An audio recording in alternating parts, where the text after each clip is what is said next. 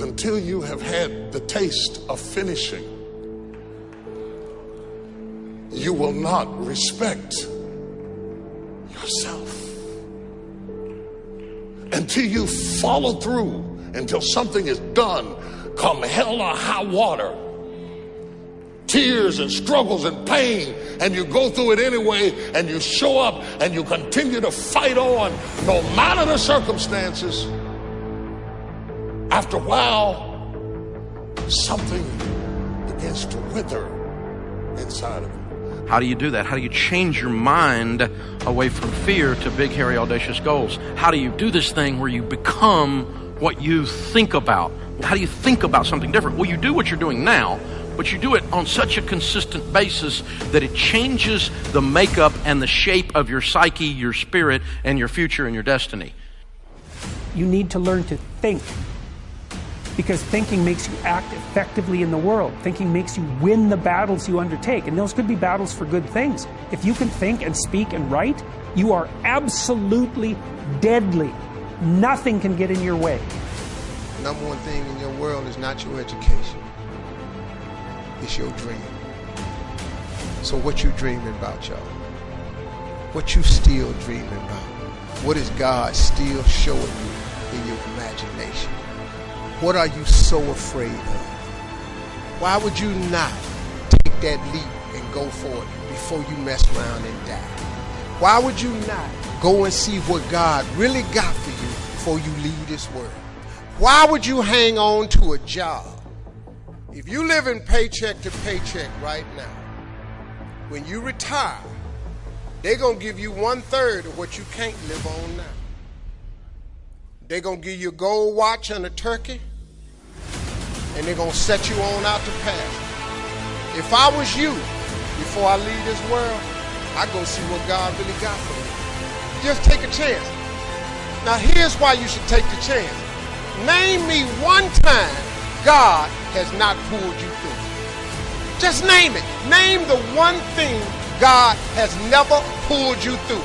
If he ain't pulled you through it, he's currently pulling you through it right now. And the reason I know I'm telling the truth is because you're sitting in here. If God was through with you, he wouldn't wake you up no more.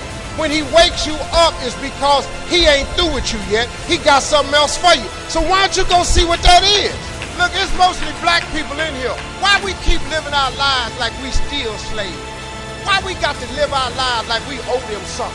Man, you owe yourself something. Go be free. Go see what God got for you. Oh, Steve, that's easy for you to say. You rich.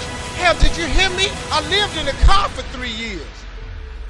On October 8th, I won $50. October 9th, I quit. How big a jump you want to take? You ain't even got to do that. A lot of y'all got savings. You may not have 3 years up, but you only need a little bit. Just jump. Go see what God got for you. Quit sitting here in your life posturing like it's okay. Quit funking the fake. Quit faking the funk. Quit got people thinking you something you ain't, man, when you really know you won't be something else. Some people quit because things are out of control. Nobody quits what you can control. But the moment you get in something where you don't get your way,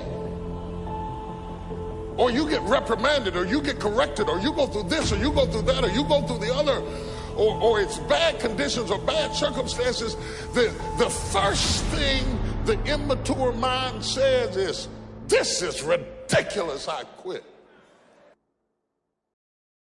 My self-esteem, even though I was building it up and I lost weight and stuff like that, I'm now around the most uncommon of uncommon people. And I'm like, my God, I'm here. Do I belong here? Do I belong here? So your mind has a good way of taking the path of least resistance. Whenever friction happens, friction causes growth. Whenever friction happens, that's why a lot of us don't have any growth, because when friction happens, we go the opposite direction. So in my mind, when friction happened, my mind said, oh, hey, man, let's get out of here. You're not real.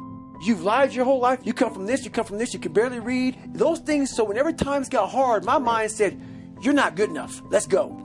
So my eyes, my mind weren't connecting. So how you combat that is this. I call it the cookie jar. You have to remind yourself. We all have a story. All of us have gone through very hard times. But when we're in a hard time, our mind has a way of forgetting what all we've overcome. I have a way of taking 1 second when I want to quit and saying, okay, you endured this. So I look at my life and how I came up as the ultimate training ground versus most people look at it as why? Woe is me. God, why? Right. Why? I had to flip this upside down and say, hang on a second. God was training me to be one of the baddest men on the planet Earth. That's how, this was my journey. Because those things beat me, but they didn't kill me. You got to have a permeating attitude that you're going to win. You got to have a positive outlook. You got to be optimistic. You got to know you're going to win. You got to, right now, you got to say, I'm going to win. I don't mean just this contest. I don't mean the contest. I mean, I'm going to win. I'm going to win. My life is going to win. There's going to be a victorious life here. Because listen to me, the price you pay for losing here is too extreme. You have to carry the burden of failure the rest of your life. You carry that around with you if you fail here. The biggest thing that breaks my heart is you feel the spirit right now. And then when you get back, these dream stealers run into you. And they start to steal your dream. And you quit. You give up. You got to decide I'm going to win. You got to decide that the failure part of carrying failure, you've been exposed to what your life could be. If you fail here, the price is extreme. It's forever. You carry the failure forever. I'm being honest with you. I meet people oftentimes that say, I was in WFG. You really changed my life for this meeting. But. And they put their heads down. They've been carrying it. They carry it. They see these Facebooks and Instagrams and what we're doing. You got to know you're going to win. You got to sell out. Yeah, I'm telling you, you got to become a sellout. You need to sell out. You need to get obsessed. You got to get relentless. You got to be a road dog. You got to get intense. That's what you got to do. You got to put your head down for a 4 to 6 year window. I don't care if you're brand new or you're one of these front rows. We need 4 to 6 years right now, like the best you ever had. You can feel it from me right now. I've been doing this 25 years. I haven't felt like this in 20. This is going to be the best run we've had. We're playing offense again. We're selling the dream again. You can feel it. We got some swagger at this convention, don't we? You can feel it. You can see the videos. We need your best. Let's go on a run. See, we're a family. We're a dysfunctional family sometimes, but we're a damn family. We don't always get along, but at the end of the day, we've done something great together. We've made history together. It's so funny we're talking about, there's nothing even remotely, there's not even something even 22% the size of WFG. It's hilarious that somebody you think that there's something like this. My God, this is a behemoth. This is the Lakers, this is the Yankees, this is the Celtics, this is the Dallas Cowboys, this is the Patriots. There's nothing like it in the world. There's some dream stealers. You need to look out for these 4. I don't want them to happen to you. You ready? Say yes. Dream stealer number 1 that'll take you out of here. Lack of confidence or faith. Lack of belief. It'll steal your dream. You got to know you're going to win. You got to have some faith. These people sitting around you right now, they're whispering to you, you could do this. I believe you. Just like when you were a little boy. Just like when you were a little girl. They've always believed in you. They've always known you were going to do something special. They always knew you were great. You need to know it. You need to take that God that's sitting there with you and those precious souls that have passed, that have always believed in you, and you carry them with you everywhere. They're with you anyway.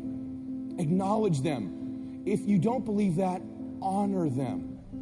Honor God. Honor these people who believed in you with your magnificent life. Honor them. Don't give in to lack of belief, lack of confidence. Don't ever do that again. Don't do it in WFG or out of WFG. You were made to do something great. You're special. You were made in the image of God. Something awesome's supposed to happen for you. And those of you that have made something awesome happen, something even more awesome's supposed to happen for you. Is the greatest single obstacle to our success is our self-limiting beliefs. Is we believe that we're limited in some way. Our friend this morning was talking about the fact that each person is a potential genius, that you have genius inside you, that you have unlimited potential, which is what we agree, we believe passionately. But if we believe that we are limited in some way, it becomes true for us. It becomes our belief. By the way, I didn't do well in school, and before we came here, I was going to do some background checking on the people here. What I found is there's a lot of people in this audience who didn't do well in school. Yes. So a lot of people here got lousy grades in school. I was astonished to look at the high percentage. In fact, you could be sitting next to one of them right now.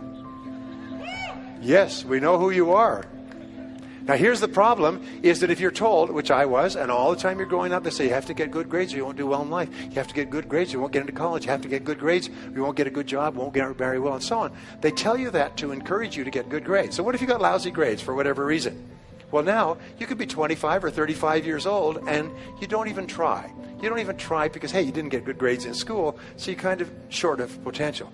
And what we do is we actually sabotage ourselves. We drive with our foot on the brake of our own potential because we think, well, I didn't really get good grades in school. And then you read the studies and you find that most of the people who got straight A's work for the people who got B's. And the people who got B's work for the people who got C's who own the companies. And the people who own the companies got the money from the venture capitalists, all who got D's in school. You know, and so the grades that you got in school are irrelevant. But if you believe that because you got poor grades or because you didn't get started, you didn't go to college or something else, if you believe it becomes true for you. So the first thing you do is you have to challenge your self-limiting beliefs and realize that most self-limiting beliefs have no foundation in reality. How many times have you had an experience where you thought you had no skill or ability in some area, and then you started working in that area and you turned out to be pretty capable, and you're quite amazed and you never had that idea? The fact of the matter is we all have that throughout life. My friend Dennis Waitley has this wonderful line. He said, you could not use all of your potential if you had 100 lifetimes. You have so much potential. And what holds us back from using all of our potential is we believe that we don't have it.